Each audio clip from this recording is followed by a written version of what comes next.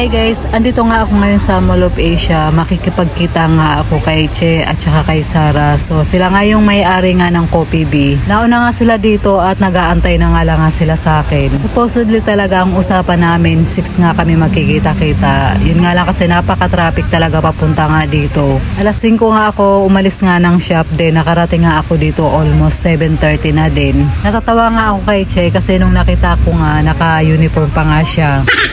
Dito na nga nila ako inantay sa may Dintay Pong at nakapila na nga sila dito. Nasa biyahe pa nga lang nga ako, nagpa-reserve na rin nga sila ng mauupuan habang nag-iintay nga sa akin. Kaya pagdating ko nga dito, hindi na nga kami nagtagal doon sa akin ang uupuan nga namin. Dapat nga 4 nga kami dito kasi birthday nung asawa nga ni Che. Para nga sana i-celebrate yung birthday nga kinabukasan. Kaya lang hindi naman nakasama kasi busy pa nga siya. Sabi nga nila sa akin, silang dalawa nga, dito nga sila madalas nga kumain kasi nga binabalik-balikan din talaga nila yung Xiaolong Bao na Chocolaba. Ako naman, first time ko nga kumain dito sa Dintay Pong. Kaya ipinagmamalaki nga nila sa akin yung favorite nga nila dito. Mamaya try natin yung yung chocolate Xiaolong.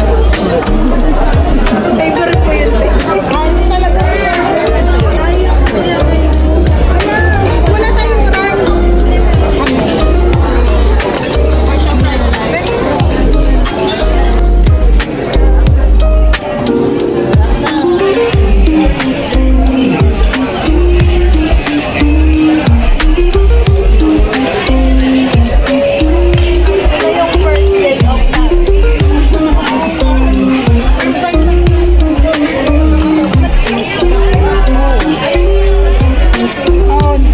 Ako lang mag-isa. Ano pa nga ako nagkuklose at 3 beses sa isang buwan. Nagdire-diretso. Ito. Natuto na lang ako ng walang day off ni Eric na kasi nga gusto niya lagi niya ipasok. Sasarado ako.